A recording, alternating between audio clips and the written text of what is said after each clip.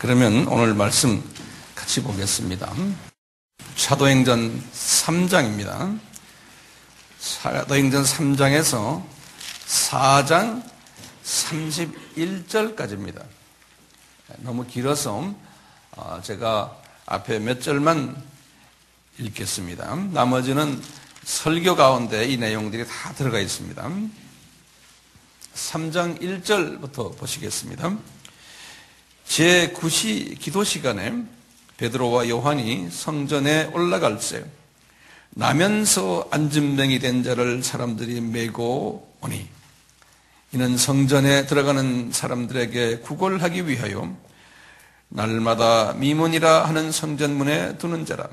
그가 베드로와 요한이 성전에 들어가려 함을 보고 구걸하거늘 베드로가 요한으로 더불어 주목하여 가로되 우리를 보라 하니 그가 저희에게 무엇을 얻을까 하여 바라보거늘 베드로가 가로되 은과 금은 내게 없거니와 내게 있는 것으로 내게 주노니 곧 나사렛 예수 그리스도의 이름으로 걸으라 하고 오른손을 잡아 일으키니 발과 발목이 곧 힘을 얻고 뛰어서서 걸으며 그들과 함께 성전으로 들어가면서 걷기도 하고 뛰기도 하며 하나님을 찬미하니 모든 백성이 그 걷는 것과 및 하나님을 찬미함을 보고 그 본래 성전 미문에 앉아 구걸하던 사람인 줄 알고 그에 당한 일을 인하여 심히 기히 여기며 놀라니라. 그 9절에요. 백성이란데요.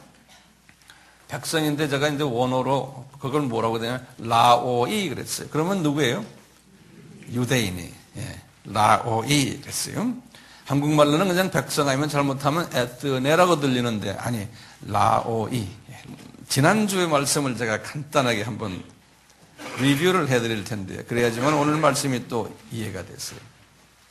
지난주에는 이 베드로가 이제 첫 번째 설교를 이제 하신 후에 한 3,000명이 디아스포라들이죠. 회개해가지고 예루살렘 교회가 이제 탄생되는 이야기였어요. 근데 예루살렘 교회는 두 가지 유대인 그룹들이 있다고 그랬죠. 첫째는 히브리파 유대인, 두 번째는 이 사건을 통해서 헬라파 유대인들이. 그래서 이제 예루살렘 교회가 개척이 됐는데 예루살렘 교회에 몇 가지 특성들이 있었어요. 그 특성들이 뭐였던가요?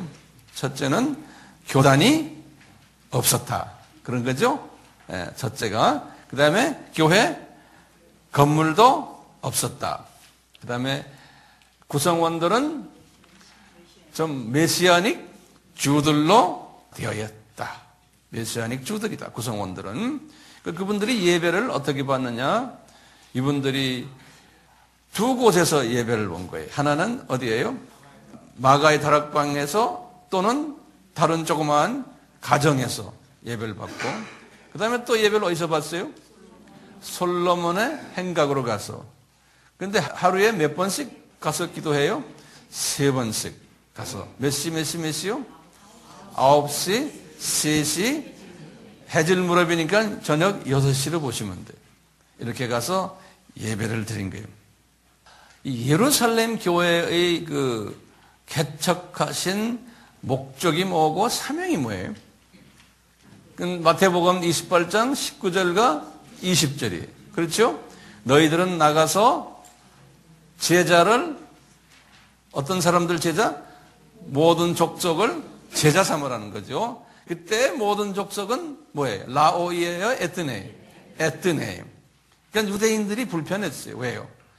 자기 민족을 제자 삼으라고 하지 않고 타 민족을 제자 삼으라 하니까 상당히 불편한 거예요. 그런데 너희들은 누굽니까? 예수님의 제자들이에요. 그러니까 제자가 제자를 삼는 거예요. 그러니까 제자가 아닌 사람이 제자 삼을 수 있어요? 못해요. 제자가 제자를 삼는 거예요. 그러니까 이 예수님의 제자들은 몇 년 훈련 받았어요? 3년 훈련을 받은 제자들이에요. 거기다가 또 성령 세례받고 이래가지고 이분들은 어느 정도 제자가 됐죠. 근데 제자가 되려면 뭐가 꼭 있어야 돼요? 쓴뿌리가 적어돼야 돼요. 인격이 예수님화 돼야 돼요.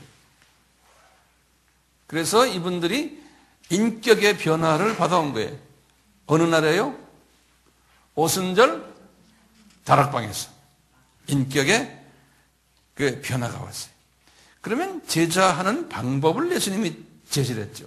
첫째는 뭐예요? 가라, going.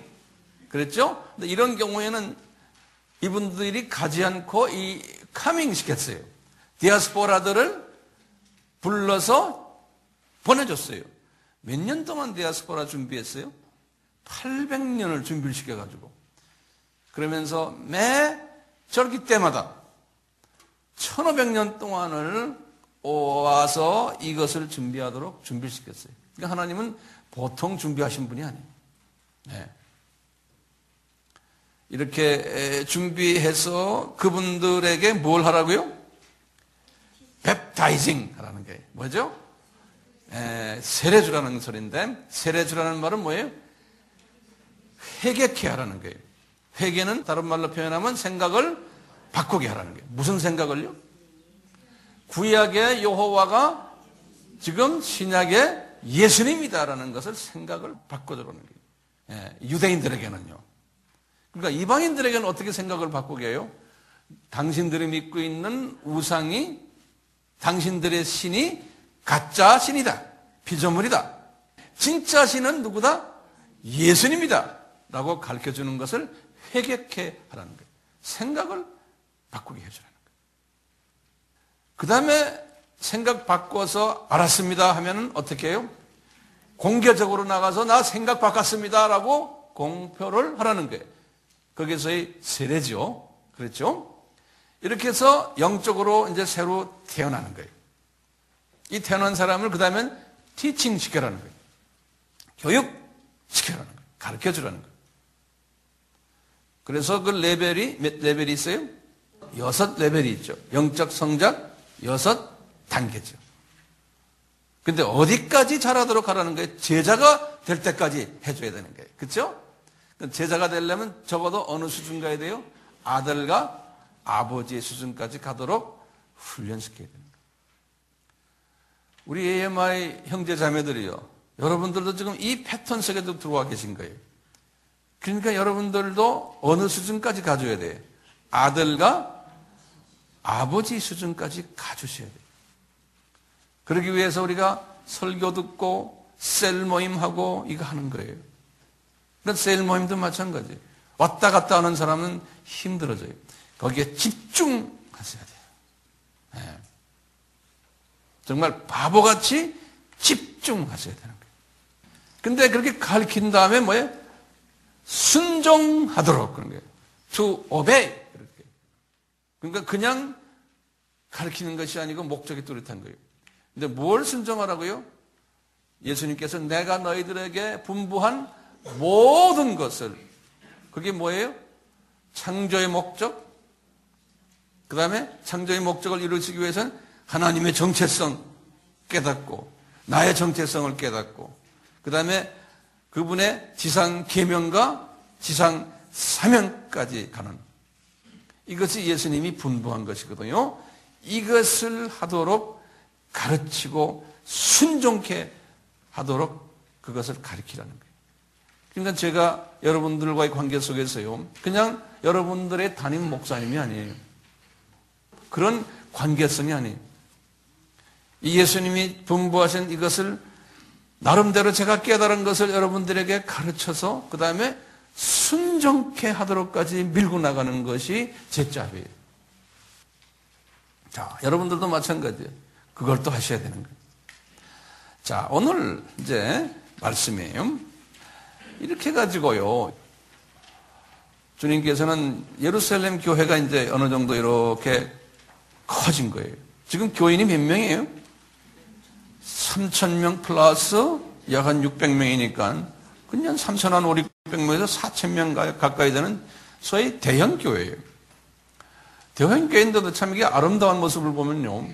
이 베드로와 요한이 그 중에 12명 중에서 특히 이 두 분이 하루에 3번씩 솔로몬 행각으로 가서 뭐 해요?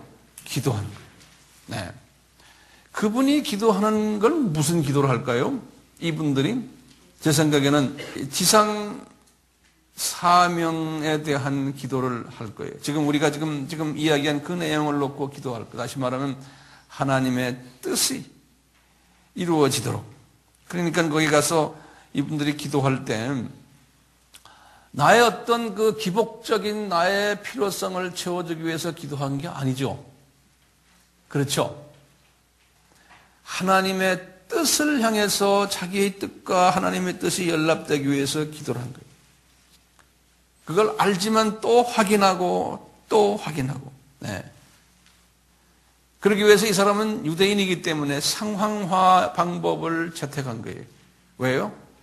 유대인들은 하루에 3번씩 솔로몬 행각에 가서 기도를 했던 거예요. 그러니까 이분들도 똑같이 유대인으로서요, 유대계의 모든 전통을 버린 게 아니에요. 그대로 상황화시켜서 거기에 들어가서 기도하면서. 기도만 했습니까? 거기에서 뭐 했어요, 예수님은?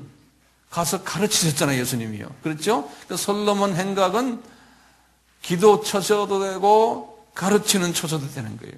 그러니까 이분들이 거기 가가지고 설교도 하신 거예요. 이런 과정 속에서요, 오늘 그 3장은 말이죠, 나면서부터 안전뱅이가 된 사람과 만나는 사건이에요. 이 나면서부터 안전뱅이에요. 근데 나중에 보시면 이분이 몇 살이었냐면요, 4장 22절에 보시면 이분이 40세 정도라고 그랬어요. 이 원어를 보면 more than 40 그랬어요. more than, 다시 말하면 40세보다 더 됐다는 소리예요. 그런데 이분이 나면서부터 안전병이었으니까 몇 년 동안 안전병이에요? 40년 이상 안전병이었던 사람이에요. 나면서부터. 네. 근데 이분이 어릴 때부터 안전병이 하면서 하나님께서 이분을 어디다 앉혀놨어요? 이 경건한 유대인들이 드나드는 미문이라고 그래요. 성전에, 예루살렘 성전에 문들이 많거든요. 우리 동문 아시잖아요. 똑같이 미문이라, beautiful gate라는 소리예요. 그쪽, 그 미문 쪽 입구에 딱 앉아가지고요. 그러니까 분명히 그 가족 중에 한 사람이나 그 안전뱅이를 거기다 앉혀놓는 거예요. 왜요? 구걸시켜서 돈벌이 시키려고. 그래서 거기다 앉혀놓은 이 사람이에요. 나는 가만히 이 사건을 보면서요, 이제 이 사람이 병이 낫는 사건을 통해서요, 엄청난 일들이 일어나는 거예요. 그러니까요, 하나님은 전지하시고 전능하시고 무소부지하시잖아요. 그렇죠? 예지, 미리 아시고, 이분은 예정하시고 예지하신 분이시죠. 이분은 이 사람을 이렇게 태어나기 전부터 하나님이 이 사람을 안전뱅이로 예정하신 거예요. 그래가지고 그 미문에다가 앉혀놓고 40년 이상을 거기에서 구걸하도록 하나님이 다 준비해 놓으신 거예요. 예수님도 그런 게 있죠. 나면서부터 봉사된 사람이 저 사람 누구 죄 때문에 저렇습니까? 물어보니까 저 사람 왜요? 뭐라고 그랬어요? 하나님의 내 영광을 위해서 태어날 때부터 저렇게 만들어놨다. 태어나기 전부터 주님이 예정하신 거예요. 이 사람도 하나의 그 예정 속에 들어간 사람. 하나님이 특별히 쓰시는 분이세요. 그러니까 우리도 지금 우리 자체가 내가 지금 여기에 지금 오늘 현재 이 모습이다 하는 것도 하나님의 자녀들은 이미 하나님께서 오늘 이 모습으로 예정했다고 보시면 되겠죠. 네. 그걸 깨달은 사람은 불평이 있을 수 있어요? 없어요. 범사에 감사할 수가 있는 거예요. 하나님의 그 주권 속에서 예정해놨어요. 예정해놨기 때문에요, 베드로와 요한이 과거에도 그 문을 그렇게 들어들었는데 세상에 그 양반을 지나가면서 보기만 했지 거기다가 동전 하나도 떨어뜨리지 않고 쳐다도 안 봤어요. 그런데 지금 오늘에는 성령님께서요, 베드로와 요한에게 말씀하시는 거예요. 얘야, 저 양반 가서 한번 대화 좀 해라. 그래서 이렇게 가서 베드로와 요한이 이 사람을 딱 들여다본 거예요. 얼굴 쳐다보게 쓴 거예요. 그러니까 이 양반은 어떤 소원으로 베드로를 쳐다봤냐면, 아, 이분 돈 주겠구나 라고 생각한 거예요. 성서에 보면 그렇게 해놨어요. 돈 주려고 우리를 쳐다보는구나. 그런데 성령님께서 이 베드로와 요한에게 뭐라고 그래요? 나는 은과 금은 내 포켓에 없다는 거예요. 그런데 내 포켓에 있는 게 뭔지 아느냐? 그런 게 뭐예요? 그 다음에 그 중요한 말이에요. 그냥 예수님이 아니에요. 나사렛 예수 그리스도예요. 이 세 부분 잊지 마세요. 내한테 가지고 있는 것은 나사렛 예수 그리스도라는 거예요. 이분들이, 유대인들이 이 말을 들을 때는 심각한 말로 들어요. 왜냐하면 지금 근 한 달 전에, 한 달이 더 되죠? 예수님이 부활한 사건은, 그렇죠? 훨씬 되죠. 한 달이 뭐예요? 50일 훨씬 더 됐죠. 오순절 이후니까. 그건 정확한 날짜는 몰라요. 한 몇 개월 전에 부활하셨던 그분, 이 도시에서 그분이 어떤 분이냐면 나사렛 분이라는 거예요. 그분은 뭐냐? 나사렛 분이라는 건 뭐냐? 그분은 인성, 예수님의 인성을 이야기하는 거예요. 이 사람이, 예수님이 사람이었다. 인성이에요. 그래서 나사렛 예수 그러는 거예요. 근데 항상 거기엔 따라오는 게 있어요. 나사렛 예수예요. 예수는 뭡니까? 마태복음 1장 21절 뭐예요? 구세주란 뜻이에요. 우리 인간의 죄에서 구원할 자라는 말이 예수스, 헬라 말로는요. 예수스라는 말이에요. 영어로는 Jesus 그랬어요. 우리는 예수예요. 예수라는 뜻은 구속자라는 뜻이에요. 근데 그 구속자인데 나사렛 출신이라는 거예요. 다시 말하면 뭐예요? 사람이라는 거예요. 오케이? 그런데 그 뒤에 보면 나사렛 예수 그리스도 그런 거예요. 그게 굉장히 파워풀한 말이에요. 그리스도란 말은 뭐예요? 메시아라는 뜻이에요. 유대인의 개념에서는요. 그건 하나님이라는 뜻이에요. 메시아. 기름 부음 받은 자. 하나님이라는 뜻이에요. 그러니까요. 이 구걸을 하는 이 사람에게 이야기할 때는 내가 은과 금은 없지만 나는 누구의 이름을 내가 가지고 있냐면 하나님 그리스도, 메시아의 이름과 구원자의 이름과 근데 그분이 인성으로 오신 나사렛 출신이라는 거예요. 이 이름으로 내가 너에게 지금 말한다. 그러면서 딱 일어나라 소리 지르곤 오른손을 잡고는 탁 일어나니까 그냥 막 일어나고 뛰고 하는 장면이 나오는 거예요. 어떤 분은 그래요. 베드로와 요한은 은과 금이 없으니까 영적 지도자는 이처럼 가난해야 된다. 그렇게 말하는 사람이 있어요. 은과 금이 없었다고 그랬잖아요. 예. 그런데 그분 자기 할 일을 다 했어요. 그러니까 주변에서 갖다 준 거예요. 그분한테는 없었다는 거예요. 그러니까 목회자가 부자가 되면 안 된다라는 말을 여기에서 이제 끄집어서 하는 그러한 경우도 있어요. 자, 이분이요. 이 안전뱅이가요. 그냥 병 고침을 받기만 하고 끝났으면 괜찮아요. 이 사람이 이렇게 병이 나았다는 것은 이게 대단한 예루살렘에서의 가십거리가 되는 거예요. 왜? 40년을 거기 앉아서 구걸하던 사람이에요. 그러니까 굉장히 유명 인사예요, 이 사람이.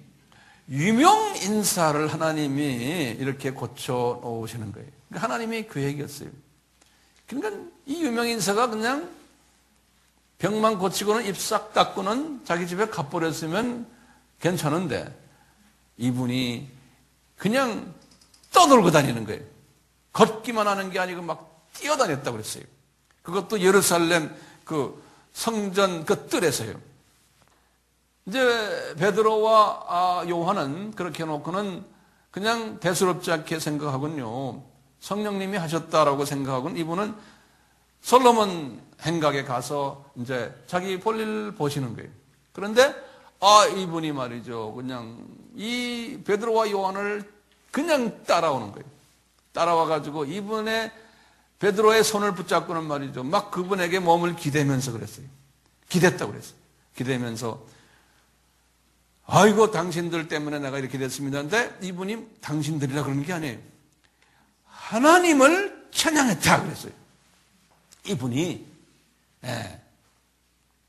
하나님을 찬양했다는 거예요. 이분들이 말할 때 하나님은 누굴까요? 이 유대인이 말하는 하나님은요, 메시아. 그러니까 나사렛 예수 메시아. 왜냐하면 베드로가 이 이름으로 나아라 그랬거든요. 그러니까 이분이 우리가 구약에서 믿어왔던 여호와가 이분이었구나라는 것을 이미 이 안준뱅이는 성령님의 기름 부으심을 받아가지고 깨달은 거예요. 그래가지고 이분이요, 예수님의 정체성을 베드로와 요한 대신에 외치는 사람이 돼버린 거예요. 나팔수예요. 그러니까 유대인들이 한두 명이 아니죠. 이 유명 인사가 갑자기 예수님의 정체성을 외치니까 이분들이 4장 10절에 보면 심히 기히 여기고 놀라더라 그랬어요. 그걸 보면 영어로는 wondering and amazing 그랬어요. 이 wondering이란 말은 놀랐다는 소리고요. amazing이라는 말은 무슨 뜻이냐면요, 기가 막혔다는 소리예요. 어리둥절했다 그런 뜻이에요. 헬라 말로는 엑스타시오란 말인데요, 이건 제가 이렇게 사전을 찾아보니까 amazing이라고 써놓고요, 그 다음에 어리둥절했다 그랬어요. 그러니까 이분들이요, 이 안준뱅이가요, 예수님의 정체성을 온 사방에다 이야기하니까요, 그것도 베드로 바로 옆에 서가지고, 앞에 군중들이 엄청나게 많은데요, 거기 서가지고 그냥 소리 지르는 거예요. 그러니까 이 유대인들의 반응이 이렇게 놀래가지고요, 이분이 여기에 행각에 딱 서서 베드로와 같이 서 있으니까요, 저쪽에 있던 유대인들이 다 모였어요. 모여가지고 지금 수천 명이 된 거예요. 그 장면을 영화 장면으로 생각해 보세요. 한두 명이 아니에요. 이 인기 있는 영화배우 같은 사람이 나타난 거예요. 그러니까 베드로는 별로 인기 있는 사람은 아니지만 이 안준뱅이는 엄청나게 인기 있는 사람이에요. 큰 변화가 일어나가지고 서가지고 베드로 옆에 서가지고 이렇게 막 소리 지르니까 사람들이 그 소리를 듣고 모이는 거예요. 그러니까 하나님께서는요, 이제 베드로가 이제 예수님 설교를 하기 위해서 이렇게 사람들을 모아놓은 거예요. 판 깔았다고 그러죠. 네. 첫 번째 판을 깔 때 이야기 기억나세요? 지난 시간에 했어요. 이분들이 마가의 다락방에서 기도한 후에 대신방언이에요? 대인방언이에요? 대인방언을 했잖아요. 그래가지고 이분들이 길거리에 나와서 예루살렘 아마 그 시내 안에 같아요. 아마 성전 근방에. 거기서 15개의 나라의 말을 막 하니까 당신들 술 취했어? 하고 막 조롱을 한 기억 났으세요? 똑같아요. 그러니까 그것 때문에 사람들이 모인 거예요. 거기다 대고 베드로가 한바탕 설교했잖아요. 그 설교가 제 첫 번째 설교 아니에요. 2장 14절에서 36절이에요. 똑같이 두 번째 설교가 지금 솔로몬 행각에서의 설교예요. 두 번째 설교가요, 이 설교를 하도록 하나님이 판을 까는 그 배경의 일을 누가 했어요? 이 안준뱅이를 통해서 하나님께서 하신 거예요. 이것이 하나님이 계획이요? 아니요. 이건 하나님의 절대적인 계획인 거예요. 그러니까 나면서 40년 이상을 안준뱅이 된 것은 하나님의 사랑의 표시. 이 사람을 하나님이 쓰시려고, 하나님의 복음의 도구로.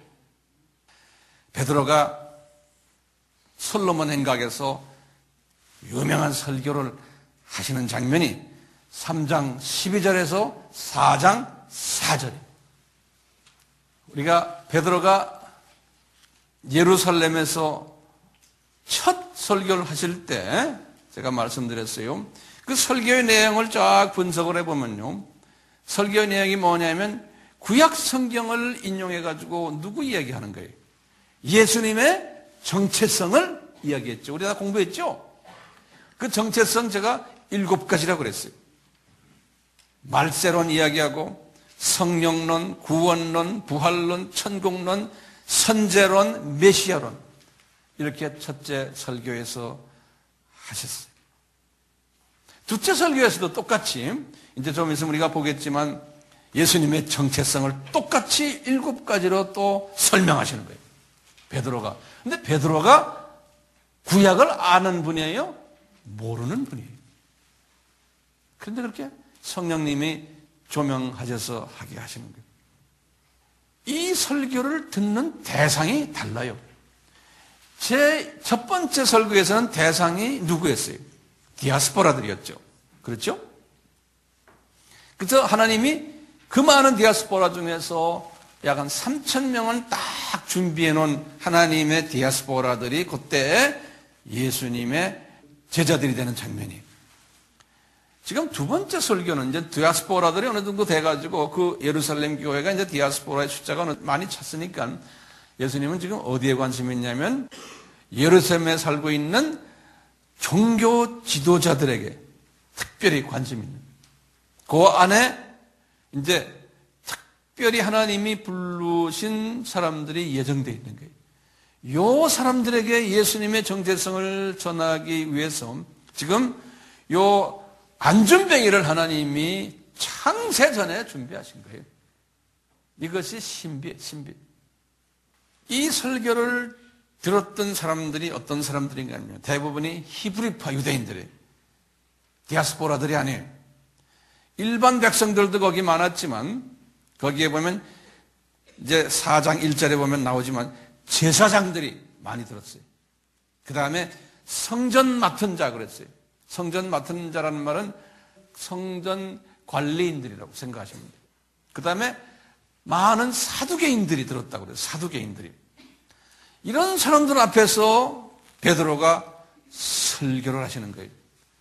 이분의 설교를 제가 읽어드릴게요. 12절부터.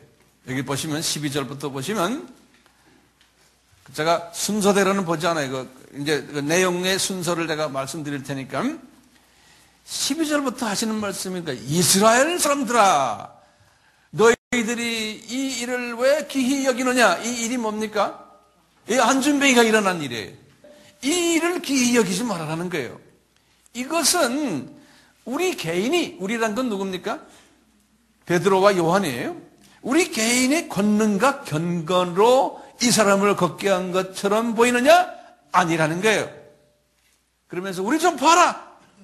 이것은 나사렛 예수 그리스도가 고쳤다는 거예요. 우리가 고친 게 아니라는 거예요. 그러면서 15절에 와서 그 예수가 누군지 아느냐? 그분은 생명의 주다 그러는 거예요. 다시 말하면 예수님이 여호와 라파이시고 구약의 예수님, 그리고는 이 예수님은 생명의 주라는 거예요. The Lord of the Life. 이분은 생명 주시는 분이시고 죽은 자를 살리시는, 병든 자를 낫게 하는 분이라는 거예요. 그러면서 13절에 또 그러는 거예요. 이 예수님이 누군지 아느냐? 이 예수님은 아브라함과 이삭과 야곱의 하나님인, 곧 우리 조상의 하나님의 종이라는 거예요. 이렇게 표현해요. 하나님의 종이라는 거예요. 우리 조상의. 그러니까 유대인들에게 상황에 맞게끔 설명하는 거예요. 그런데 이제 13절에서 17절에 이런 말씀을 하세요. 너희들이, 다시 말하면 라오이, 유대인들이야. 유대인들아, 너희들이 이 예수를 빌라도에게 넘겨주었다는 거예요. 그렇죠? 네? 그리고는 빌라도가 예수님을 죄 없다고 석방하려고 했는데도 너희들이 예수님을 죽여라 죽여라 해서 예수님이 너희들 죽도록 그렇게 유도했다는 거예요. 그런데 그 예수가 부활했다 그러는 거예요. 얼마 전에 이 도시에서. 그러면서 18절에 그랬어요. 이 사건은 구약에서 선지자들의 입을 통해서 이미 예언된 사건이다 그러는 거예요. 그러니까 이 모든 스토리들은 우리 선조 선지자들이 다 구약에서 예언한 사건이 그냥 이루어지는 것뿐이라는 거예요. 이루어지는 것 지금. 그러면서 여러분들 이 사건이 이루어진 것에 대한 증인이 우리라는 거예요. 이렇게 말씀하시는 거예요. 우리가 그 증인이라는 거예요. 그러니까 이분들이 지금 듣는 분들이 지금 말이죠. 머리가 이제 이분들은 경건한 유대인들이기 때문에 성서의 말씀에 바삭한 사람들이에요. 구약에. 그러니까 조리 있게 말하는 걸 듣고는요. 머리가 깨어뚱한 거예요. 실제로 이 도시 예루살렘 이 도시에서 부활한 사건도 일어났다는 이야기는 이미 많이 여기저기서 들어왔고 이분들이 지금 머리가 지금 복잡해지는 거예요. 그럴 때 19절에 그러는 거예요. 여러분들 생각 바꾸시오. 회개하시오. 죄사함 받으시오. 이렇게 명령을. 그러면은 그 예수님이 너희들에게 오실 거라는 거예요. 25절에 그 예수님이 누군지 아니라 다시 말하는 거예요. 그분은 아브라함의 씨다. 그런 거예요. 아브라함의 씨. The seed of Abraham. 그러면서 아주 기가 막힌 말씀을 또 하시는 거예요. 뭐냐? 그 아브라함의 씨를 통해서 땅의 모든 족속이 복을 받게 된다는 거예요. 이럴 때요, 이 땅의 모든 족속이라고 그래놓군요. 원어를 어떤 원어를 썼냐면요, 에뜨네나 라오이 이런 말 쓰지 않았어요. 제가 원어를 드릴게요. 파트리아예요. 파트리아. 이 헬라말로 파트리아라는 무슨 뜻은 뭐냐면요, 유대인과 이방인을 합해서 쓰는 말이에요. 따로 쓰는 건 뭐죠? 유대인은 뭐라 불러요? 라오이. 그 다음에 이방인은 에뜨네. 그렇죠? 근데 파트리아는 이 두 민족을 합해서 쓸 때 쓰는 단어예요.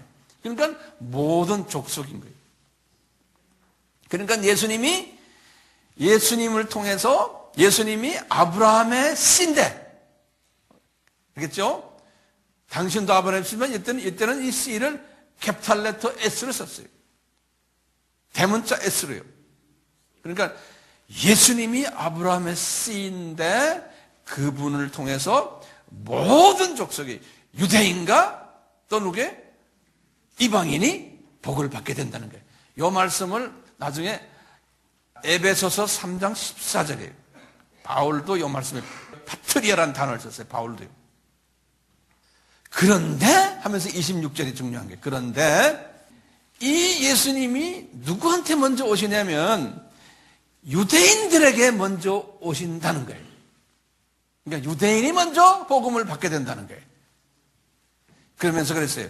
이것을 모세와 사무엘과 또 나머지 많은 선지자들에게 다 예언했다고 그러는 거예요. 지금 이 베드로의 설교입니다, 지금. 예? 그러니까 유대인이 먼저 복음 받게 되는데, 예수님 받게 되는데, 이것을 모세에게도 말씀하셨고, 사무엘이나 또는 모든 선지자들에게 다 말했다는 거예요. 나중에 바울은 이제 이런 부분을 그리스도의 신비라 그랬잖아요. 그렇기 때문에 이제 이분 말씀이에요. 유대인들아, 이방인들이 복음 받기 전에 너희들이 복음을 먼저 받게 된다는 거예요. 그렇기 때문에 너희들 생각 바꿔라. 죄사함 받아라. 그러면서요, 설교를 끝냈어요. 그러니까요, 기가 막힌 게요, 4장 4절에 보시면은 이 유대인 중에요 5,000명이 회개하는 장면이 나와요. 5,000명이. 그러니까 이분들은 어느 출신들이에요? 대부분이 헬라파 유대인들의 아니죠. 히브리파 유대인들이에요. 그러니까 하나님이 1세기 때에 준비해 놓으신 메시아닉 주들이 이때 다 불림을 받는 거예요. 3,000명은 이미 불림 받았죠? 그 다음에 지금 5,000명이 불림을 받는 거예요. 기가 차요, 안 차요? 자, 그러면 한번 생각을 좀 바꿔봐요. 히브리파 유대인 5,000명을 개종시키기 위해서 하나님이 준비하신 과정을 다시 한번 봅시다. 지금 히브리파 유대인 5,000명을 주님이 부르시기 위해서 하나님이 어떻게 이분들을 회개시키기 위해서 하나님이 준비하셨나, 예정하셨나? 하나하나 적어보세요. 첫째는 뭐예요? 하나님은 나면서부터 안전병이 된 자를 예정해 놓은 거예요. 모태에서부터요. 딱 그분의 어머니 모태에서부터. 요새 같으면 미리 사진 찍어보면 알잖아요. 예? 근데 그때는 그럴 때도 없잖아요. 어쨌든 그렇게 해놨어요. 그래가지고 두 번째는 뭐예요? 이 양반을 그 많은 거지 중에서 이 거지만 예루살렘 성전 미문 앞에서 구걸을 열심히 하도록 만들어놨어요. 다시 말하면 사람들에게, 경건한 유대인들에게 잘 알려지는 사람으로 예정해 놓은 거예요. 그러니까 유명 인사로서 준비해 놓은 거예요. 이제 그렇게 된 데다가 이제 주님께서 베드로와 요한을 준비시킨 거예요. 베드로와 요한도 말이죠. 모태에서부터 다 준비시킨 사람들이에요. 그러나 그런 예수님이 고기잡이 하는 이 양반들을 붙잡아다가 3년 동안 훈련을 시켰어요. 그리고는 오순절 타락방에다가 던져놓고 보혜사 성령 받게 하고, 그래가지고 이분들을 통해서 3,000명의 디아스포라가 회개하는 사건이 있었죠.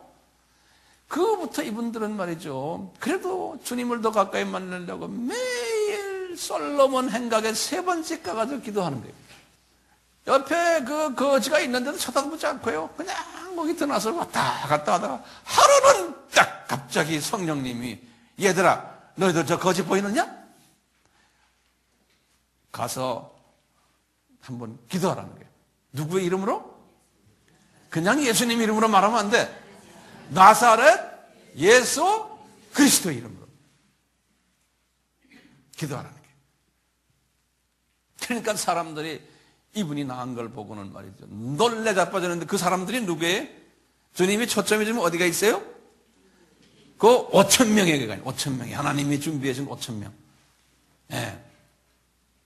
그 이분들이 심히 기히 열기고 놀랐다는 거예요. 그러니까 베드로가 설교할 수 있도록 다 준비를 해 놓으신 거예요. 예정된 자들이 그 말씀을 듣도록 하신 거예요. 5,000명이 회개했잖아요. 자, 그렇다면 이 세상에는 우연이 있어요? 예수 안 믿는 사람들은 우연을 이야기해요. 그렇지만 예수 믿는 사람은 우연이란 것은 절대 있을 수가 없는 거예요. 그런데 많은 예수 믿는 사람들이 우연을 이야기하는 사람들이 엄청나게 많은 거예요. 그것은 하나님이 들을 때는 되게 기분 나쁘신 거예요. 너 이놈들아, 내가 전지한 하나님이란 걸 모르느냐? 내가 전능자인 걸 모르느냐? 무소부재인 하나님인 걸 모르느냐? 그렇기 때문에 우리는요, 이 하나님의 정체성을 깊이 매일매일 묵상해야 돼요. 이 묵상하지 않은 사람은요, 우연을 이야기해요. 내가 이렇게 하니까 이렇게 됐다. 그런데 내가 지금 하는 것조차도 하나님이 가이드하는 걸 모르는 거예요. 그러니까 내가 잘나서 한다고 생각하는 게 아니죠. 우리가 이 예정론 측면에서는 그렇게 하도록 주님이 이끄시는 것도, 그것도 이것도 예정으로 봐주는 거예요. 그렇기 때문에 하나님께서 그렇게 예정한 사람들은 이걸 인간이 막을 수 있어요? 이 하나님의 이 시나리오를 막을 수가 있어요? 한번 보세요. 하나님이 인간 구원을 위한 시나리오가 뭐였어요? 제일 먼저 민족적인 차원에서 어느 민족을 먼저 복음화시켜요? 유대인들이에요. 근데 그 유대인들도 다예요? 아니에요. 소수 유대인들이 먼저 복음화가 되게 되어 있는 거예요. 그 소수 유대인들 중에서 그 다음에 그분들을 통해서 누가 복음화가 돼요? 디아스포라가 이제 되는 거예요. 그렇죠? 디아스포라가 된 다음에 그 디아스포라를 통해서 누구한테 가는 거예요? 이방인에 가면서 디아스포라가 눈이 감기는 이야기 우리 그래서 쭉 7가지 봤죠? 지지난번에도 봤어요. 이 계획은 하나님의 계획이기 때문에 이 계획이 이게 무효화가 될 수 있어요? 안 돼요. 지금 오늘 우리 사도행전의 지금 내용을 보면 하나님이 이 계획을 지금 이루시는 거예요. 그게 눈에 보이죠? 이 계획을 이루시는 거예요. 하나님께서요. 그래가지고 예루살렘 교회가 할 일이 뭡니까 이제? 예루살렘 교회 이제는 헬라파 유대인도 있지만 본토 유대인들이 거기 있는 거예요. 이 사람들이 앞으로 해야 될 일이 뭐예요? 이제는 요 헬라파 유대인들, 디아스포라 유대인들을 훈련시켜서 내보내야 되는 거예요. 그렇죠? 예루살렘 교회가 이 부분이 약했던 거예요. 우리가 이제 그걸 또 자세히 볼 거예요. 그 다음 단계를 이방으로 넘어가는 단계가 예루살렘 교회가 약했던 거예요. 그러니까 많은 우리 교회들이 자기 민족 수준에서만 끝나고 이것이 타민족으로 가는 부분이 약한 걸 우리가 볼 수 있어요. 대부분의 교회들이 그게 약해요. 왜냐하면 그게 인간의 상정이에요. 나와 다른 문화권의 사람에게 예수님을 전하는 것이 약한 거예요.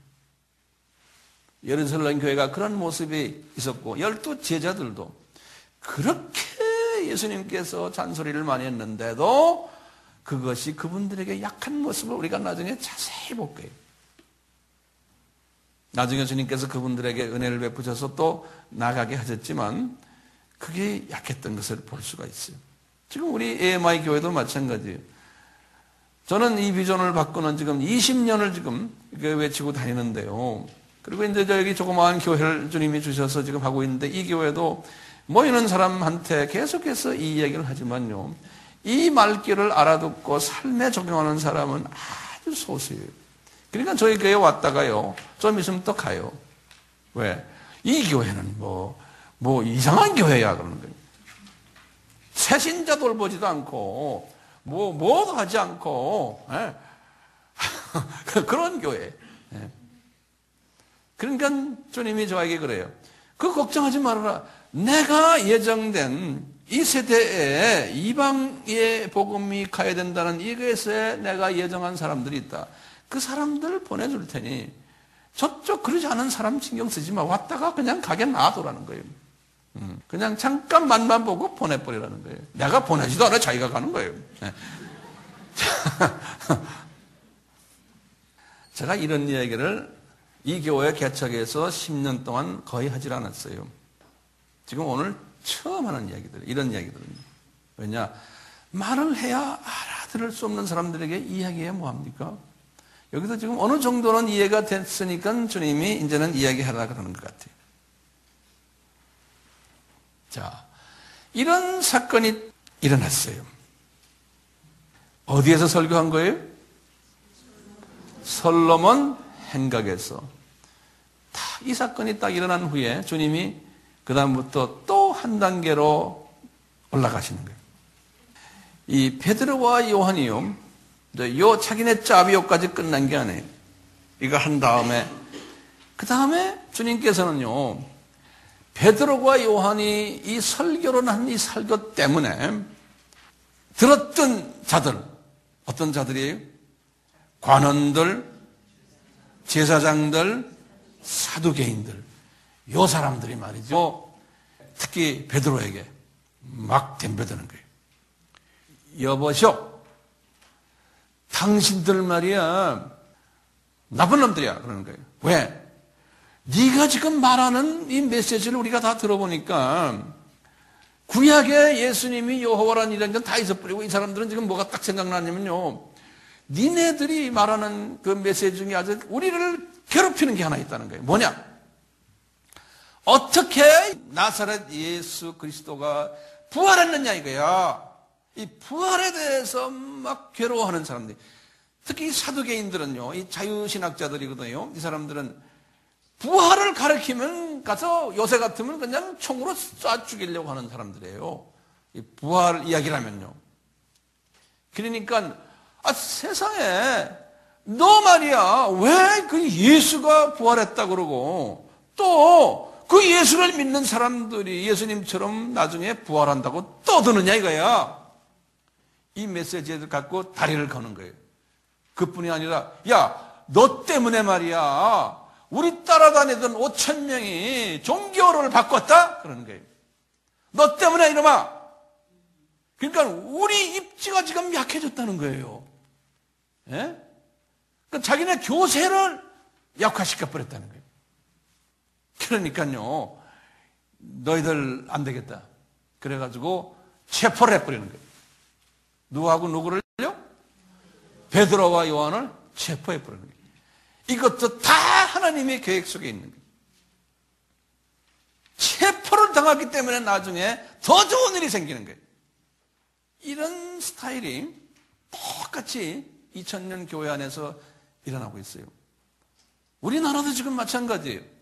어느 정도 큰 교회들이요 교인들 좀 딴 교회로 옮겨가요. 그러면요 뭐라 그래요? 그 교회 이단이다. 그 교회 어쩌다 저쩌다 잘못 가르친다. 우리하고 교단이 다르다. 그거 가지 말아라. 막 이러죠? 똑같아요. 이 양반들 노는 거나. 그러니까 주님이 그걸 다 우리에게 보여주는 거예요.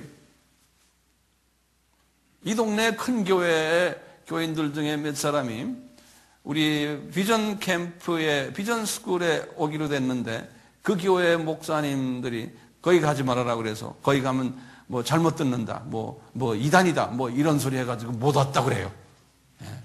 그래서 그게 다 성서적이죠? 네? 교인이 몇만 명 있는 교회가요, 거기에 교인 몇 사람이 조그마한 100명도 안 되는 교회 세미나에 가지도 못하게 하는 거예요. 그 교회 자체가 우상인 거예요. 이런 짓들을 하고 있잖아요. 네. 그리고는 교회가 크니까요, 자기네가 가르치는 것이 다 그냥 성서적이고 다 맞다고 생각하는 거예요. 다른 사람 다 틀려먹었고. 이것은 성서적이에요. 성경에도 보면 그런 그룹들이 있는 거예요. 자, 이분들이 체포당했어요. 체포당했는데 몇 시에 체포당했냐면요, 날이 저물 때 체포당했다 보면 4장 3절에 나와요. 자, 그럼 날이 저물다니까 몇 시예요? 저녁? 한 6시 됐어요. 몇 시에 이분들이 이 그리로 들어갔어요? 본래 솔로몬 행각으로 베드로와 요한이 3시에 들어갔죠. 그렇죠? 그러니까 한 3시간 동안 일어났던 일들을 제가 지금 설명해 드린 거예요. 정확히 몇 시인지 모르지만 그 3시간 동안 일어났던 일들이에요. 솔로몬 행각에서의 여러 가지의 그 사건들이에요. 그래가지고 날이 저물은 때 체포해가지고요, 어디다 갖다 놨냐면 공회에 갖다 놓은 거예요. 공회. 공회라는 거 알죠? 산헤드린. 그 70명이 우리 같으면 국회. 국회 어느 방 속에다 집어넣어 버린 거예요. 하나님께서 다 이렇게 하시는 거예요. 왜요? 하나님은 지금 무슨 계획 계시냐면 이제는 베드로가 국회의원들에게 한번 설교하도록 하시는 거예요.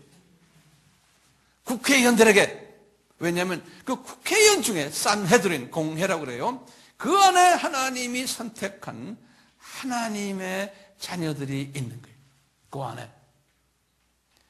그래서 베드로는 뭣도 모르고 하는 거예요. 그냥 잡혔으니까 속으로는 아이고 그냥 뭐 주님 앞에 기도하면서 뭐 불평도 좀 하셨겠죠. 그렇지만 주님이 딱 위에서 내려다보고 계신 거예요. 너는 거기 들어가야 된다는 거예요. 그래서 공회에 들어갔어요. 공회에 들어가가지고 이제 공회 회원들을 그 다음날 만났어요. 아침에 딱 일어나니까 공회 회원들이 너 이야기 들었는데 너 이런 짓 하면 안 되잖아. 그러면서 막 신문을 하면서요, 공회 회원들이 질문하는 질문 내용이 뭐냐면 4장에 보면 5절에서 7절에 보면 이런 거예요.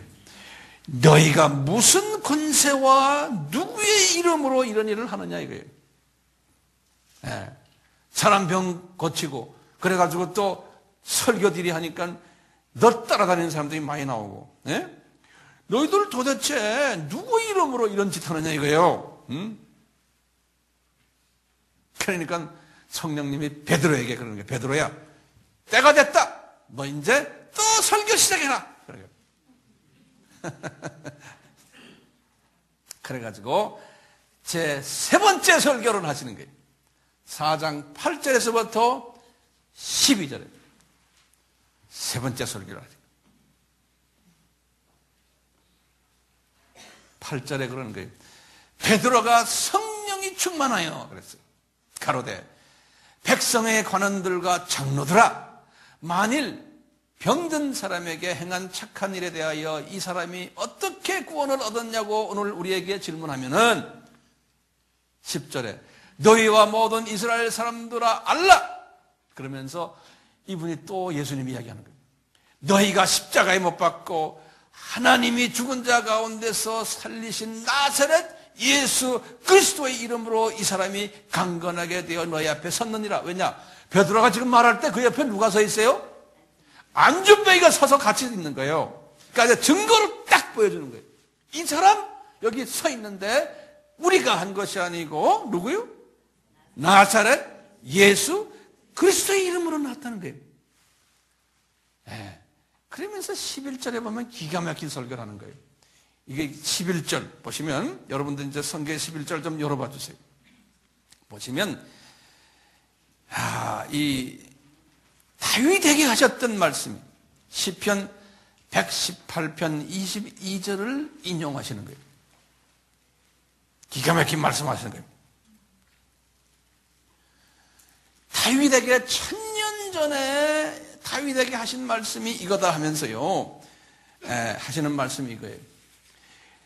이 예수는 너희 건축자들의 버린 돌이었는데 집 모퉁이의 머릿돌이라는 거예요. 이 말은 무슨 소리냐면 이걸 이미 다윗에게 말씀하신 거예요. 다시 말하면요, 너희들 예루살렘 성전 지었지? 이 성전에 지을 때 유대인들이 지었잖아요. 건축자들의 머릿돌로서 이 집 모퉁이의 건축자들이 버린 돌이라는, 너희들이 예루살렘 성전의 주인이 누굽니까? 요한복음 2장 21절에 보면 그 성전이 누구라고 그랬어요? 2장 21절 요한복음 예수 그리스도라고 그랬잖아요. 예수님께서 이 성전을 허물라 내가 3일 안에 다시 세울까 그럴 때 요한복음 2장 21절에 그 성전의 주체가 예수님이에요. 근데 이미 다윗에게 말씀하신 거예요. 뭐냐? 너희 건축자들의 이 버린 돌이라는 거예요. 너희들 예수님을 버려버렸다는 거예요. 그런데 알고 보면 그 예수님이 집 모퉁이에 뭐라고요? 머릿돌이라는 거예요. 그러니까 이 말은 뭐냐면 유대 사람들은 예수님을 취급하기를 자기들은 너희들이 성전 그 자체만 보지 성전의 머릿돌을 보지 못한다는 거예요. 다시 말하면 유대인들은 눈이 감긴다는 거예요. 그러면서 이사야에게도 똑같이 말씀하셨어요. 이사야는 주전 700년 아닙니까?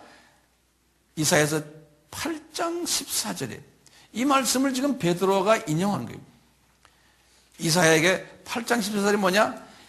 예수님은 거칠은 돌이었다는 거예요. 너희들에게는 걸리는 반석이었다는 거예요. 너희들에게는. 예수님이 또 예수님께서요 십자가 돌아가시는 그 주 화요일에 하신 말씀이에요. 마태복음 21장 42절에 21장 42절에 예수님이 하신 말씀이 있어요. 내가 건축자들의 버린 돌이고 그렇지만 나는 모퉁이 돌이고 머릿돌이라는 거예요. 예수님께서. 왜? 이것을 내가 다 예전에 선지자들에게 말했다는 거예요. 다시 이 말은 무슨 뜻인가 하면 유대인들은 예수님을 어떻게 본다? 거친 돌로 보게 돼 있다는 거예요. 아시겠어요? 그러니까 유대인들이 눈을 뜬다 안 뜬다? 일부만 뜨지 유대인들은 나를 보지 못한다는 거예요. 이 사건을 나중에 사도 바울이 말씀하셨어요. 똑같이요. 로마서 9장 33절에서 예수님이 이 9장에서 똑같이 이야기해요. 유대인들은 예수님을 부딪히는 돌, 거치는 반석, 이렇게 본다는 거예요. 왜냐? 유대인들은 눈이 감긴다는 거예요. 베드로가 지금 이 설교를 하는 거예요. 베드로가 다시 말하면 예수님이 말씀하셨던 말씀과 또 이사야가 말씀하셨던 말씀과 또 누구요? 다윗이 말씀하셨던 말씀을 막 인용하는 거예요. 이 설교에서요. 지금요. 누구 앞에서 이야기하는 거예요? 공회원들 앞에서요. 그 공회원들은 성경에 바삭한 사람들 아니에요. 이렇게 듣고 있는 거예요. 그래서 이 돌 이야기요. 거친 또 이야기를 나중에 주후 64년에 베드로가 이 말씀을 자주 쓰세요. 베드로 전서를 쓰실 때 베드로 전서 2장 4절에서 8절에서요. 이분이 예수님을 이야기할 때 이런 식으로 이야기해요. 예수님은 산돌이요 리빙 스톤, 거룩한 제사장이시고 요긴한 모퉁이 돌이시고 건축자의 버린 돌이시고 모퉁이 돌의 머릿돌이시고 또 예수님은 유대인들에게는 부딪히는 돌이고 유대인들에게는 거치는 돌이라는 거예요. 이렇게 표현하는 거예요. 이 말은 지금 이 말 들으시면서 여러분들은 뭘 생각해야 되는? 아하, 유대인들은 일부는 예수님을 만나지만 대부분의 유대인들은 예수님이 뭐라는 거예요? 거치는 돌이라는 거예요. 건축자들이 버린 돌이라는 거예요. 이것을 베드로가 깨달은 거예요. 그래갖고 베드로가 구약의 말씀이 이 말씀이었구나라고 하면서 이 유대 지도자들에게 이야기하는 거예요. 너희들은 요중에 소수만 예수님을 모퉁이 돌로 생각하지 다수는 너희들은 예수님을 무슨 돌로 생각해요?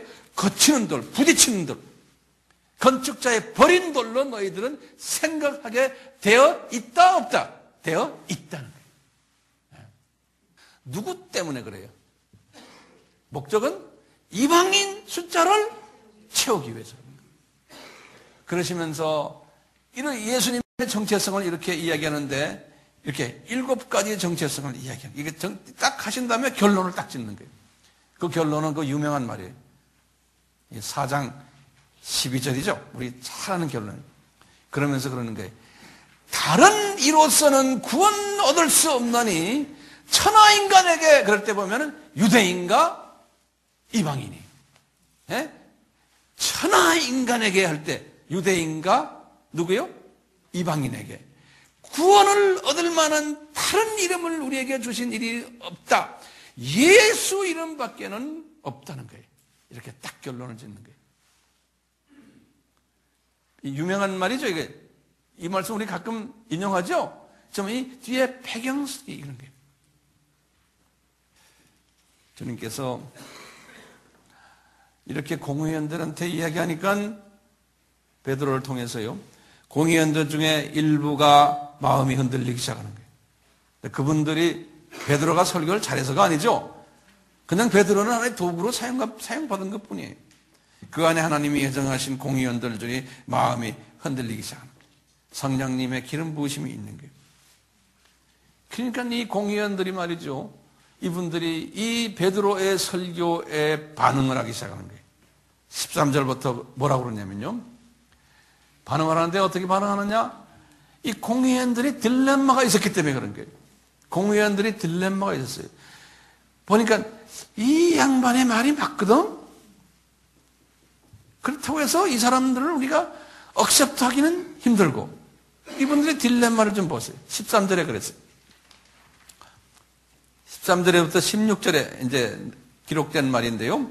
그런 거예요. 이 사람들이 학문도 없는 범인인 줄 알았더니 그러는 거예요. 이 말은 뭡니까? 구약에 대해서 전혀 모르는 일반 평민들인 줄 알았더니 구약을 이렇게 바삭하게 알고 있고 구약에 나오는 영적인 비밀까지도 다 알고 있구나 그러는 거예요. 네? 이 사람들이 범인으로 알았는데 베드로와 요한이 기탄 없이 그랬습니다. 자신 있게 구약 성경을 인용하여 나사렛 예수 그리스도의 정체성을 설명하고 가르치는데 반론을 제기할 수가 없게끔 했다는 거예요. 반론을 제기할 수 없게끔. 네. 이들의 가르침에 반대할 수가 없었던 거예요. 거기다가 또 말이죠. 바로 옆에요. 그 나사렛 예수 그리스도의 이름 때문에 나와가지고 40년 동안 병자 노릇하던 사람이 딱 옆에 서가지고 나 여기 있다 따라라라 하고 보여주고 있는 거예요. 그러니 이 사람들이 이게 할 수가 없는 거예요. 이 베드로의 이 말씀에 이게 반대할 수 없는 거예요. 그것뿐입니까? 16절에 그랬어요. 이 사람들의 이 설교를 통해서 지금 3,000명 플러스 5,000명이 개종을 하고서는 이 사람들을 따라다닌다는 거예요. 그러니 이 사람들을 우리가 어떻게 할 수가 없다는 거예요. 그러니까 이 공회원들이 이제는 딴 방법이 없어요. 자기네 갖고 있는 권한 가지고, 교단 파워를 가지고 말이죠. 교권 가지고 협박을 하는 거예요. 야, 이놈들아! 17절부터 보시면요. 너희들 석방해 줄 텐데 너희들 쫓아낼 거야, 여기서 이제. 듣기도 싫어, 이제는. 너희들 앞으로 절대로 예수의 이름으로 사람들에게 말하거나 가르치지 말아라는 거예요. 그리고는 너희들 민간들에게 가가지고 예수의 이름 우리 더 퍼지지 못하도록 너희들 절대로 이제는 이런 짓 하지 말라는 거예요. 이렇게 말하는 거예요. 그러면 베드로가 알았어요? 그럴 것 같아요? 아니죠. 베드로 그 기준이 있잖아요. 주님이 그 기준을 사용하시거든요. 그러니까요. 기가 안 죽었어요, 베드로가. 19절 보시면요. 그러면서 얘들아, 하나님 앞에서 내가 너희 말을 들을 거냐, 하나님 말씀 들으니까 뭐가 옳으냐? 이 종교인들아 물어보는 거예요. 너희들도 하나님 말 들을래? 사람 말 들을래? 이렇게 물어보는 거예요. 이 말은 뭡니까? 유대인 구원 계획은 계속된다는 거예요. 전부 다는 아니지만 소수. 니네들이 협박한다고 해서 하나님의 계획이 중지될 것이냐? 아니라는 거예요. 우리들을 통해서 요 이스라엘 민족이 예루살렘에 살고 있는 이스라엘 민족과 디아스포라 하나님이 예정한 사람들은 꼭 복음화가 되게 돼 있다는 거예요. 그렇기 때문에 이분이 이러는 거예요. 얘들아, 우리가 딴 거 하는 게 아니야. 우리가 보고 들은 것을 지금 말하는 거 아니냐. 니네들 말이야, 우리를 벙어리를 만들어도 우리는 계속 말할 거야. 이렇게 막 덤벼드는 거예요. 그러니까 이분들도 할 말이 없는 거예요. 그러니까 말하는 게 이래. 얘들아, 알았다. 그렇지만 너희들 말이야, 이분들이 궁여지책으로 하는 말이야. 너 이제는 말했지? 절대로 나가서 예수 이름, 나사렛 예수 그리스도 얘기 하지 말아라. 빨리 나가. 그래서 이 사람들이 나온 거예요. 나왔지만 속으로는 어떻게 해, 베드로가? 웃기네, 이놈의 자식들. 이렇게 나왔을 거예요. 자, 베드로가 말이죠. 나와가지고 요한과 같이 어딜 가겠어요? 자기네 모인 곳에 가는 거예요. 제 생각에는 마가의 다락방일 거예요. 거기 가니까 동료들이 거기 있는 거예요. 동료들에게 가서 그동안 일어난 일들을 이야기해 준 거예요. 딱 하니까 성령님이 거기에 임하셨어요. 이제 4장 23절에서 31절 이야기예요. 성령님이 임하셔가지고 이 동료들과 같이 합심 기도를 시작하는 거예요. 성령님께서. 이 합심 기도 내용을 보면요. 그 내용이 지금 23절에서부터 4장 31절까지. 이 내용을 들여다보면요. 이 기도라는 게요. 이 기도의 모본을 우리에게 보여주고 있어요. 이 기도를 할 때요. 우리 같으면 우리의 필요한 것 다 주십시오. 뭐 이거 해주세요. 저거 해주세요. 이런 기도 아니에요. 이런 기도는 이건 주님이 받는 기도가 아니에요. 이분들이 기도하는 내용을 딱 보세요. 보면요, 이분들은 기도할 때요, 구약의 하나님의 말씀을 인용을 해요.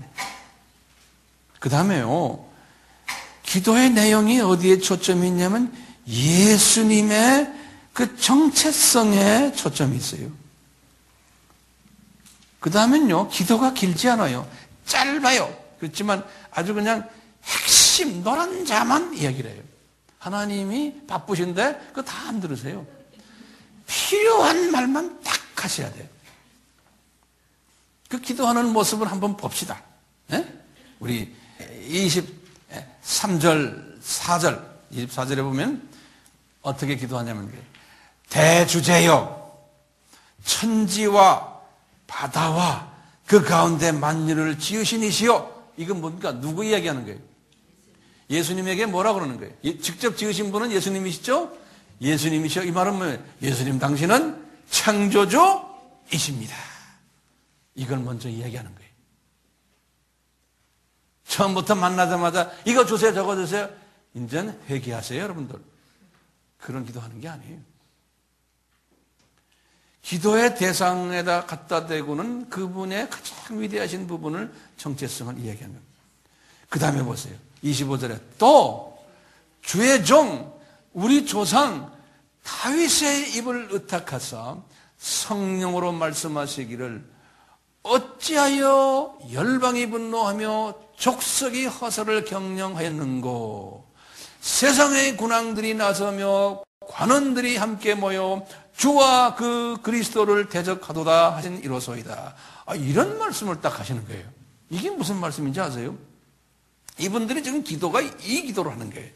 이 기도는요, 시편 2장 1절에서 2절을 인용하는 거예요. 이 성령님이 이분들에게 기름 부으셔가지고요, 이 인용 말씀이 기가 막히면 이 다윗에게 인용한 거예요. 1000년 전에 다윗이 인용한 이 말씀이 지금 그대로 이루어지고 있다는 거예요. 지금이요, 1000년 후에 그것을 지금 그냥 입으로 고백하는 거예요. 기도하는데요. 다시 보세요. 25절입니다. 또 주의 종 우리 조상 다윗의 입을 의탁하사 성령으로 말씀하시기를. 그 다음에 이제 다윗이 자기도 모르게 뭣도 모르고 막 다윗의 입으로 이야기한 거예요. 뭐라고 했냐? 어찌하여 열방이 분노하며. 그랬어요. 열방이란 말은 딱 오늘 보니까 에뜨네. 그러니까 예수님에 대해서, 복음에 대해서 열방이 분노한다는 거예요. 다 들으면 이방 사람들이. 그게 좀 있으면 나오는 거예요. 그 다음 절에 26절에 세상의 군왕들이, 로마 사람들이 예수님을 죽이려고 한 거 아니에요? 그 분노해가지고. 왜냐하면 예수님이 왕 중의 왕이라고 자꾸 그러니까요. 지네들의 왕 중의 왕은 누굽니까? 시자 왕이. 그러니까 예수님을 죽인 거예요. 보세요. 어찌하여 열방이 분노. 예수님의 지금 이 십자가 사건 전에 일어나는 일들을 이야기하는 거예요. 열방이 분노하며 족속들이 허설을 경영하는 거예요. 족속이 뭡니까? 라오이예요. 라오이. 이건 누굽니까? 유대인이죠? 어찌하여 유대인들이 허설을 경영하는 그러는 거예요. 그 당시에 지금 베드로한테 지금 된 베드로는 유대인들 있죠? 알죠? 유대인들. 그런 사람들이 허사를 부린다는 거. 허사. 그러니까 허사가 뭡니까? 헛된 짓을. 이것을 1000년 전에 누가 본 거예요? 다윗이 본 것을 지금 일어나고 있던 거예요. 그러면서 지금 로마 사람들이 예수님을 얼마 전에 죽였고, 또 유대인들이 예수님을 죽이는데 동참했잖아요. 왜냐하면 신성모독이라고 그래가지고요, 예수님을 죽였잖아요. 이런 일들을 열방과 족속들이 허사를 부리고 다 헛된 짓이라는 거예요. 지금도 베드로가 이렇게 설교하니까 허사를 부리고 자기한테 막 공갈을 지금 막 한다는 거예요. 네. 그러면서 이것을 다윗에게 주신 것을 이분들이 인용하면서 하나님과 예수님과 대화하는 거예요. 예수님, 다윗에게 하신 말씀 지금 다 이루어지고 있군요. 기도가 기가 막힌 기도죠? 네? 그러면서 26절에 그런 게 세상의 군왕들이 나서며 관원들이 함께 모여 주와 그 그리스도를 대적하도다. 1000년 전에 다윗에게 하신 말씀이 지금 그대로 지금 막 일어나고 있는 걸 그냥 이분들이 인용하는 거예요. 27절에 그런 게, 이것도 지금 기도예요, 기도. 과연 헤롯과 본디오 빌라도는 이방인과 이스라엘 백성과 합동하여 하나님의 기름 부으신 거룩한 종 예수를 거스려 하나님의 권능과 뜻대로 이루려고 예정하신 그것을 행하시라고, 거기다 줄을 그어놓으세요. 예정하신 그것을 행하시라고 이 성에 모였느니라. 그러니까 지금 예루살렘 성전에서 일어나는 지금 모든 일들이, 처음부터 쭉 일어나는 일들이 다 뭐예요? 하나님이 예정하셨다. 그 예정하신 이 일을 이루려고 이 사람들이 여기 모였고, 우리도 지금 여기에 불림받아서 지금 이 일을 하고 있다고 지금 기도로서 고백하는 거예요. 기가 안 차요? 예? 고백하는 거예요. 그러면서 이제 29절에 이제 그 상황을 이분들이 기도하는 거예요. 이제부터 자기네가 간구하는 내용이에요. 이렇게 해서 지금 구약에 나오는 모든 예언들과 하나님의 그 말씀을 다 구약 말씀으로서 정리한 다음에 그 다음에 자기네 간구를 하는, 그것도 성령님이 그 간구를 이렇게 이분들에게 하게끔 하는 게 뭐냐? 주여 이제도 저희의 위협함을 하감하시고, 우리가 지금 어렵다는 거예요. 또 종들로 하여금, 그 다음에 중요한 게 담대히 하나님의 말씀을 전하게 하여 주옵소서. 거기다 줄을 거세요. 그러니까 이분들이 지금 이분들의 최종 소원이 뭡니까? 담대히 예수 그리스도를 전하게 해주세요. 여러분들이나 나나 기도가 이런 기도가 나와야 되는 거예요. 근데 30절에 보시면요, 손을 내밀어 병을 낫게 하시고 표적과 기사가 거룩한 종 예수의 이름으로 이루게 하옵소서. 이거 딱 보면요, 이분들이 지금 이 병 낫고 표적과 이사가 일어나는 것을 우리가 봤지만 이것이 주 일입니까? 아니에요. 이것은 하나의 도구예요. 아까 봤죠? 안진뱅이가 일어나게 하는 게 주 일입니까? 아니잖아요. 예수님을 전하기 위해서 하나의 도구로 사용하신 거예요. 그러니까 병 낫게 하는 그런 이삭과 기사가 그것이 주 사역이 되면 안 되는 거예요.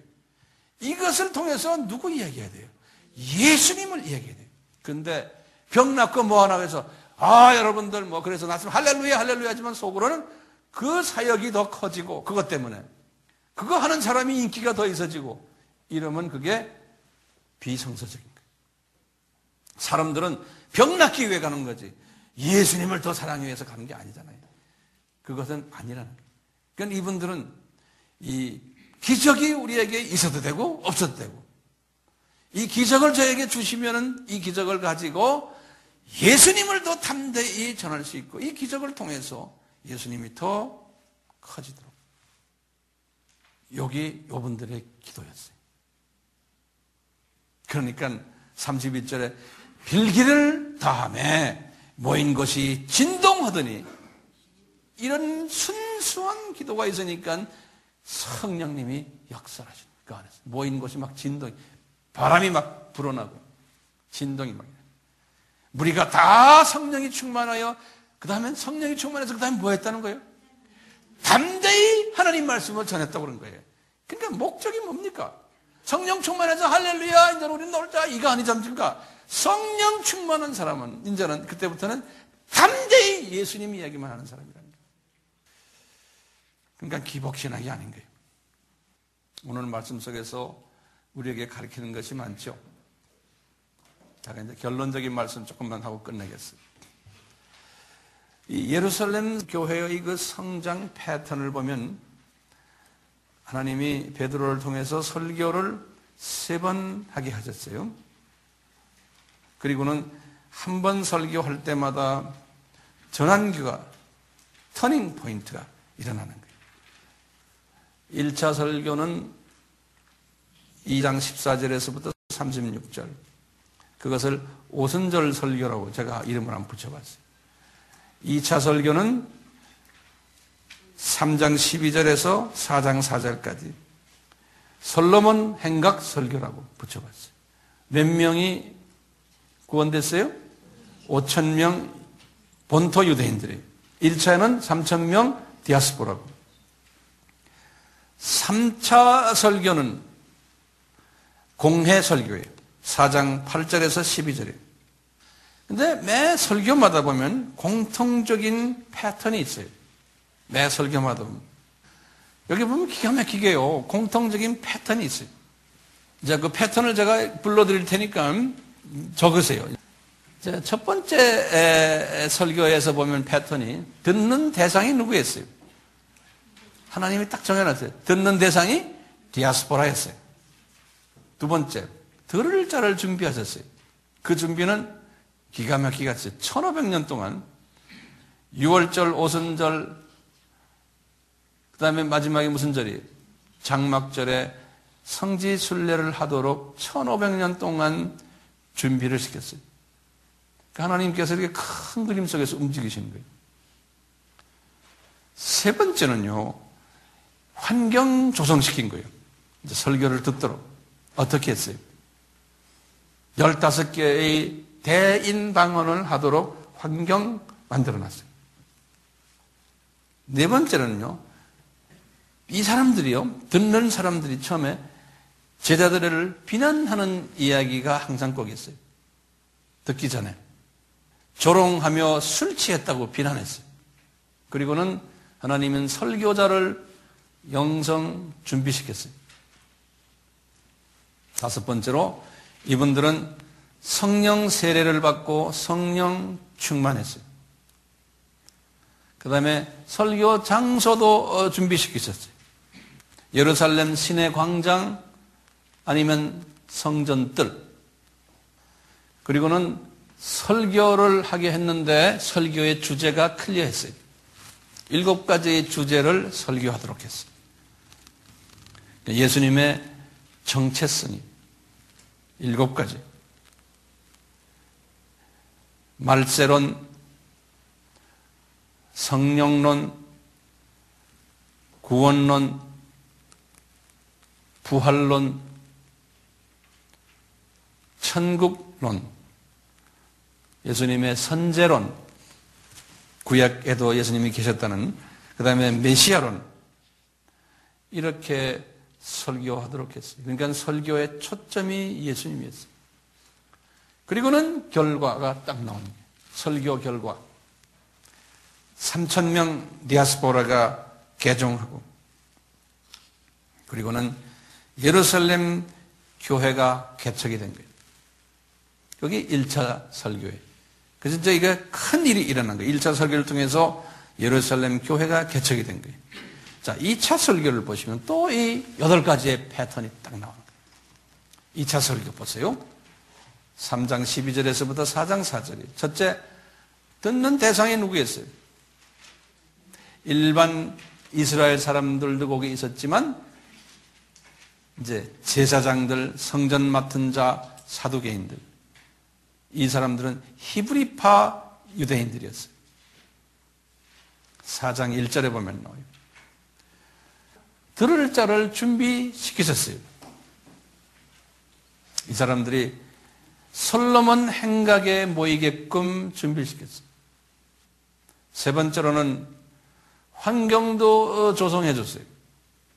그 환경이 뭐냐면 안전뱅이가 병 고침 받고 막 미친 듯이 하나님을 찬양하는 거예요. 이런 환경을 만들어 놨어요. 그러니까 유대인들이 기히 여기며 놀랬다. 그래서 이런 환경을 조성해 놨어요. 그리고는 이 들을 자들이 비난하는 장면이 있어요. 무슨 비난을 하느냐? 예수님이 부활 메시지 틀려먹었다. 너희들 왜 우리 교인들을 다 개종시켰느냐? 이렇게 해서 막 비난하는 장면이 나와요. 그리고는 설교자를 준비시켰어요. 베드로가 성령 세례받고 성령 충만했다. 성령 충만했다. 설교 장소는 솔로몬 행각이었어요. 설교 주제는 똑같이 기독론이. 예수님의 정체성이 7가지 제가 불러드릴게요. 여호와 라파 되신 예수님 3장 16절에 생명의 주 되시는 예수님 3장 15절 하나님의 종 되시는 예수님 3장 13절 대속자 되시는 예수님 3장 15절 부활의 주 되시는 예수님 3장 15절 아브라함의 씨 되시는 예수님 3장 25절 복의 근원이 되시는 예수님 3장 25절에 이렇게 돼서 히브리 유대인들 5,000명이 결과적으로 회개하는 거예요. 그 외에 또 결과가 베드로와 요한이 체포를 당하는 거예요. 요것 때문에 결과에서요. 체포를 당하기 때문에 이제 3차 공회 설교를 할 수 있었어요. 4장 8절에서부터 12절. 듣는 대상은 3차 공회 설교는 공회원들이었어요. 4장 5절에서부터 6절에 보시면 공회원들 쭉 이름들이 나와요. 관원, 장로, 서기관, 대제사장, 안나스, 가야바 다 대제사장들이에요.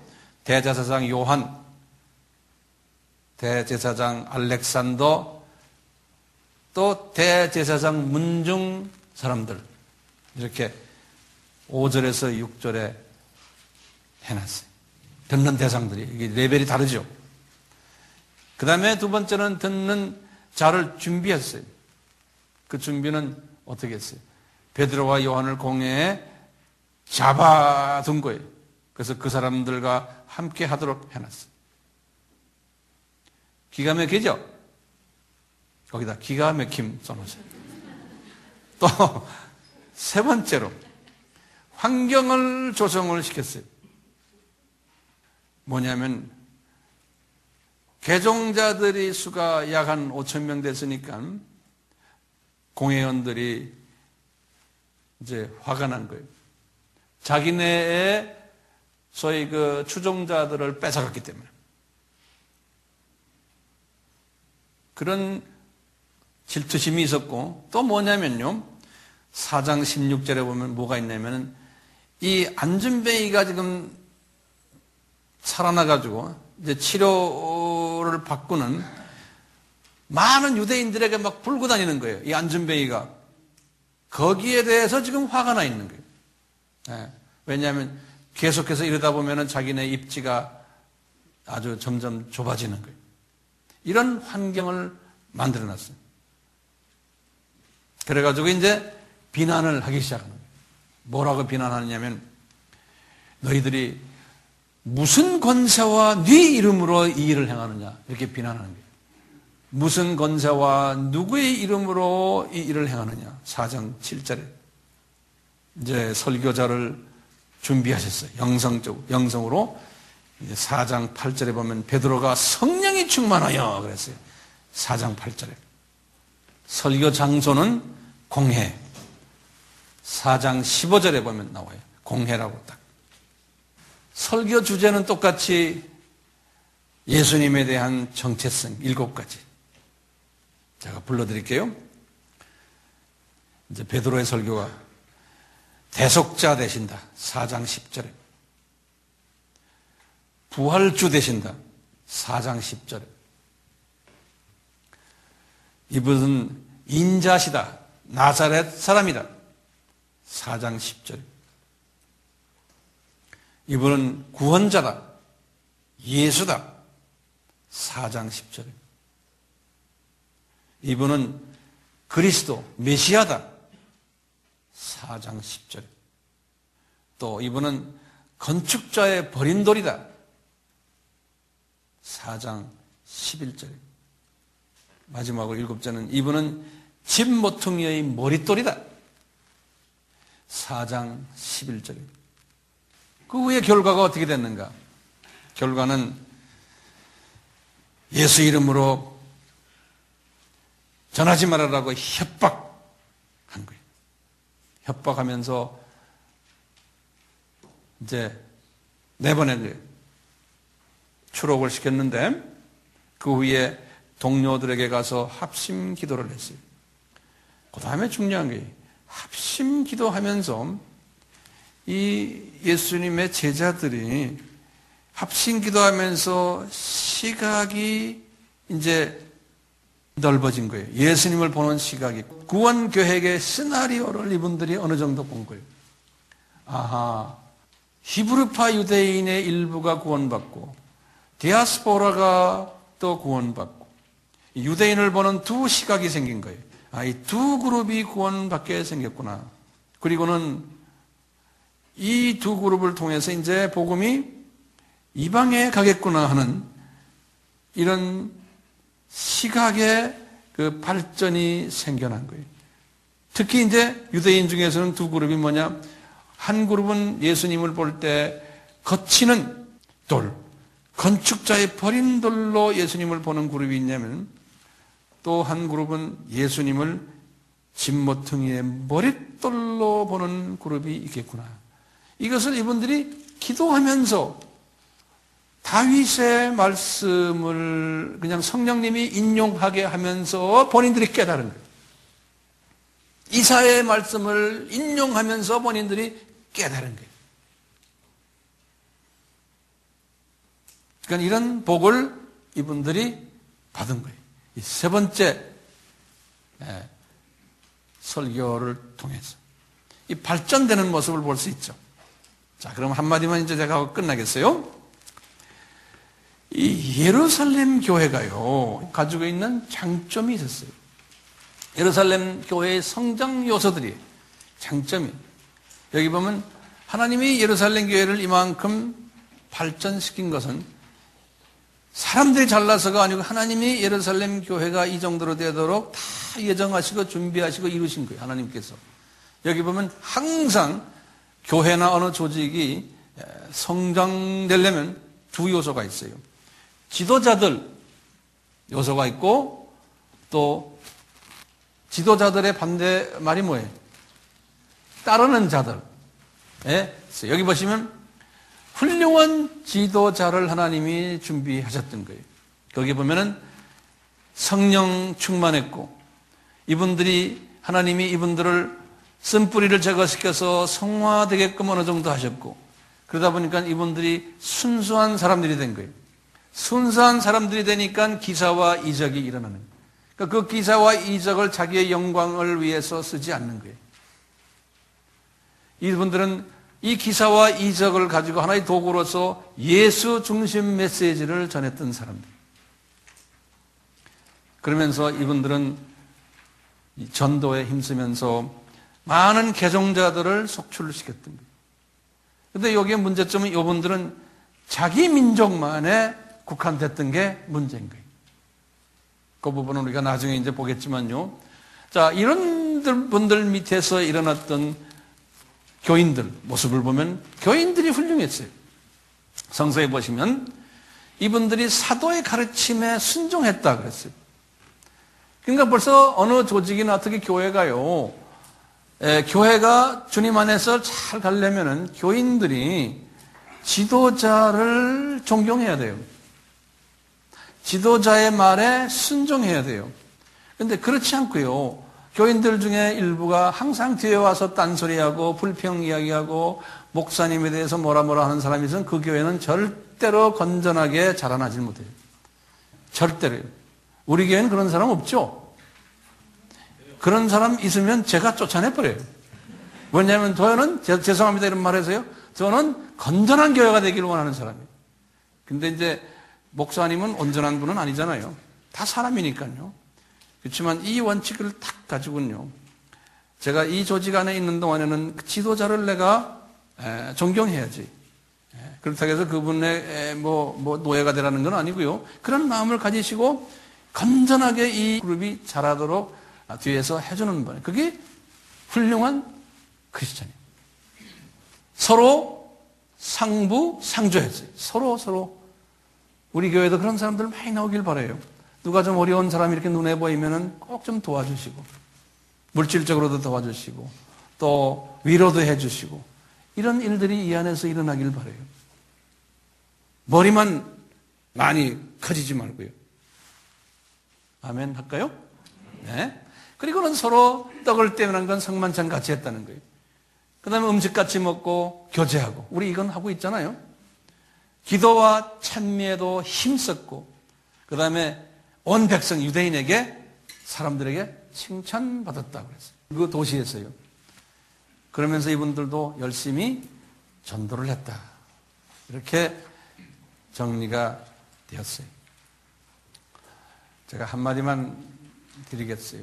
지난주에 제가 어느 기독교 신문을 봤는데 3월 20일자에 2011년 기독교 연합신문인데 거기에 기사가 하나 나왔어요.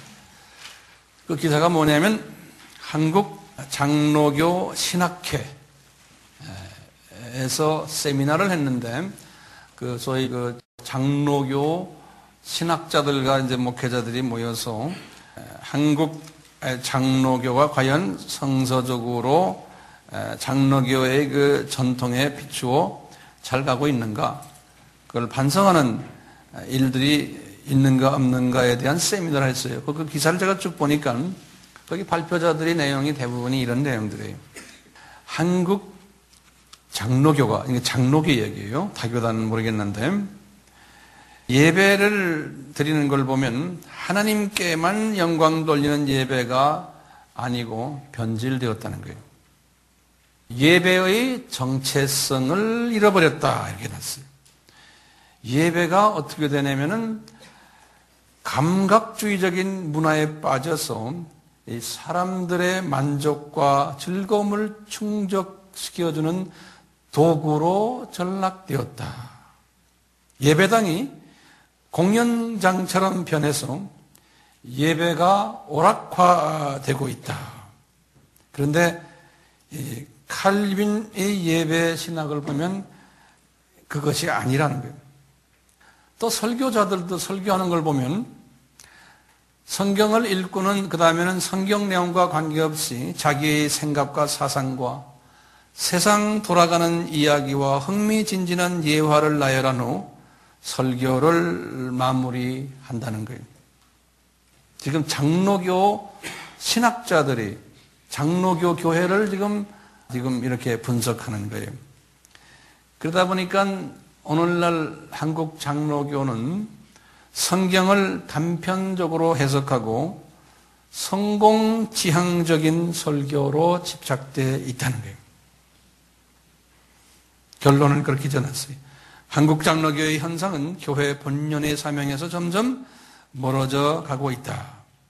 성경의 가르침에 따른 예배 신학이 부재하다. 이렇게 결론을 지었더라고요. 제가 지난주에 그걸 보면서 우리는 그렇지 말아야지라는 생각을 다시 재확인하고, 이 예루살렘 교회가 초대교회의 하나의 모본이 되는데, 그래서 우리는 항상 초대교회로 돌아가자라는 이야기를 항상 해요. 이와 같이 예루살렘 교회의 모습으로 우리가 최소한 돌아가야 돼요. 네, 예루살렘 교회는 거기에서 잠깐 빠진 것도 있지만 그것은 우리가 다음에 또 자세히 보기로 하고, 최소한 예루살렘 교회 스타일로 우리가 돌아가줘야 된다고 믿는 거예요. 아멘? 네. 예루살렘 교회가 가지고 있었던 이 모든 내용들 중에 가장 핵심인 지도자가 설교를 할 때 누구 이야기만 했어요? 예수님 이야기만 한 거예요. 우리도 그런 교회가 되기를 주님의 이름으로 우리가 바라고 또 그렇게 돼야 되고, 또 여러분들도 나가서 이야기할 때도 딴 이야기하지 마시고 예수님 자랑만 하시고 예수님 이야기만 하시는 우리 모두가 됐으면 합니다. 그러기 위해서는 기독론 공부를 열심히 하셔야 돼요. 네, 하셔야 돼요. 기도합시다. 하나님 아버지, 우리 피조물들을 사랑하시기에 그 사랑의 표현으로 예수님을 우리에게 보내주시고 우리의 구속주로 우리의 주님으로 만드셔 주셨습니다.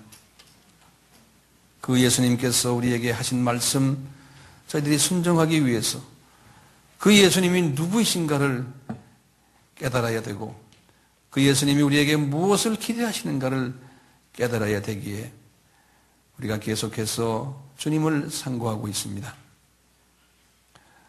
1세기 때에 베드로에게 은혜를 주셔서 이 하나님의 뜻에 초점을 맞출 수 있게 해 주셨습니다. 베드로가 잘난 것도 아니고 그분이 똑똑해서도 아닙니다. 그분은 무식한 분이었고 성품도 별로 좋지 않았지만 주님이 일부러 그런 사람들을 택하셔서 은혜를 베푸셔서 예수님 중심 인물로 만드셨습니다. 그러기에 저희들도 베드로와 같이 예수님의 은혜 받기를 소원합니다. 이 은혜 베풀어 주시고 영광 홀로 받아 주시옵소서. 예수님의 이름으로 기도드리옵나이다. 아멘.